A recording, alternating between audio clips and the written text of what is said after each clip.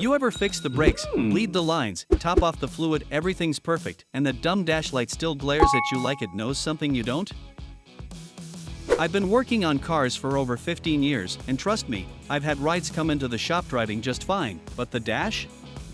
Lit up like it's trying to win a Christmas decorating contest. And here's the wild part, I've cleared those lights without a scanner, without buying a single part. Just one dirty little reset trick that most people don't even know exists. Even better? Research shows that resetting your ECU doesn't just kill warning lights, it can actually restore performance, improve fuel economy, and reset adaptive systems back to factory logic. The secret? Your car's brain, the ECU, holds onto bad data like your ex holds grudges. And unless you wipe that memory the right way, your car's gonna keep acting broken, even when it's not. I've done this trick on customer cars for years, stuck ABS lights, ghost traction errors, weird idle problems, all gone in under 15 minutes. No scanner, no parts, no BS. But real talk, this doesn't work on every car. Some newer rides? You do this wrong, you're looking at wiped presets, security lockouts, or worse. So before you disconnect your battery or spend $200 on a diagnostic scan, let me show you exactly how to reset your ECU safely and how to know if your ride can even handle it. Stick around, hit that subscribe button, and I'll show you how to shut those warning lights up, garage style. But before you grab a wrench and kill the power, here's something I need you to know. Warning, don't try this on every car. Let me be real with you, this works great on most older cars, especially anything pre-2017.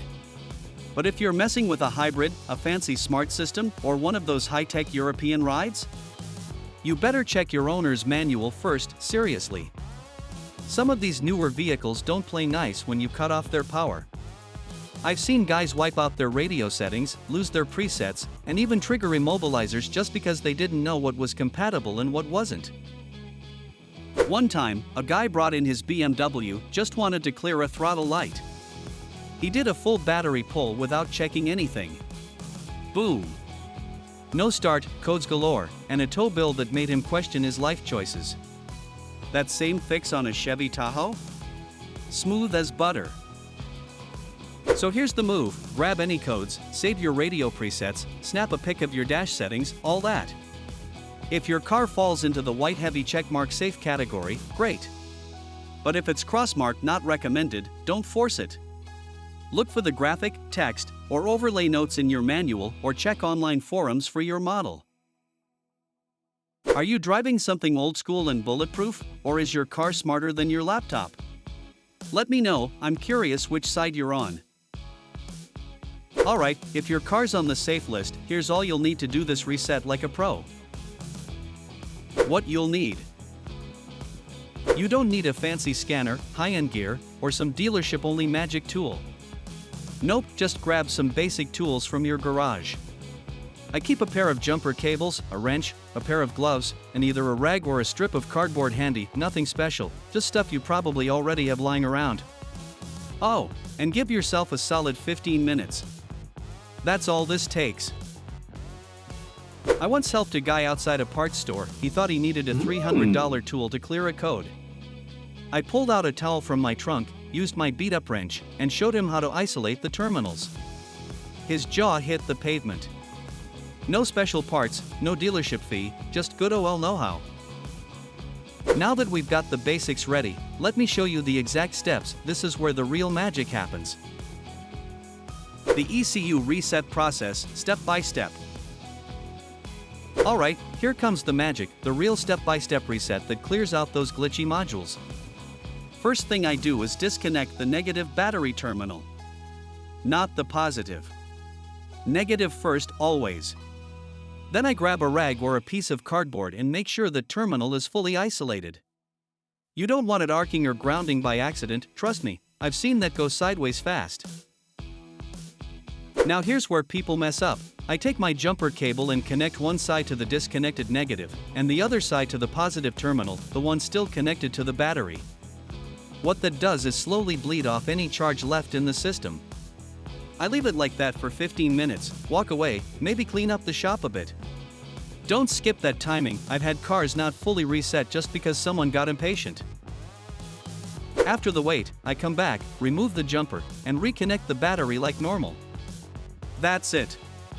I like showing a diagram on a whiteboard when I explain this negative-positive, only while isolated. If you're following along, you doing this right now in your driveway? Let me know how it's going or if your terminals are giving you a fight. But don't stop there wiping the memories, just the first part. Now your car needs to relearn how to behave. Quick pause. If you're finding this helpful so far, do me a solid and hit that like button. It tells the algorithm this video's actually helping real drivers, and it keeps more no BS fixes like this coming your way. Post-reset calibration, relearned. After the hard reset, your car's ECU is basically a newborn, no memory, no habits, no bad behaviors. So now comes the post-reset calibration, and trust me, this part matters just as much. First, I turn the key to the on position, then OFF, and I repeat that 3 times, pausing about 5 seconds each cycle. It's like giving your car a moment to boot up and say, okay, what now? Once that's done, I start the engine and let it idle. Not for a few seconds, give it 5 to 10 minutes. Just chill and watch it. Sometimes, you'll even see the tachometer fluctuate a little. That's totally normal. The system is relearning the idle values from scratch. Next, I shift through all the gears slowly. About 5 seconds each, especially if it's an auto. This helps reset the transmission logic too. I always tell my buddies, you can't just fire it up and floor it, this isn't Mario Kart. Let the ECU relearn from scratch. You doing this right now? Watching your RPMs dance a little? Good. That means it's working. Sounds simple, right?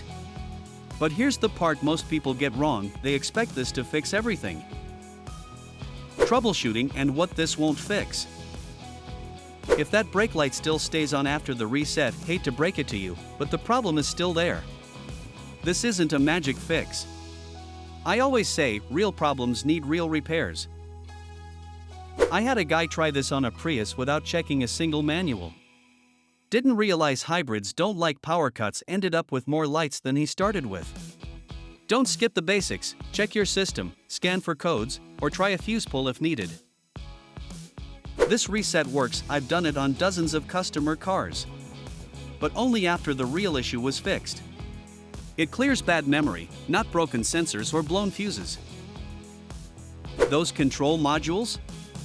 They store old fault data and just keep looping it until you force a reset. That's what this trick handles, clearing junk memory so your ECU stops throwing tantrums for no reason. Did it work for you? If this reset trick saved you some money or time, hit that like button and subscribe for more real garage hacks. I drop these fixes so you don't have to drop cash at the shop.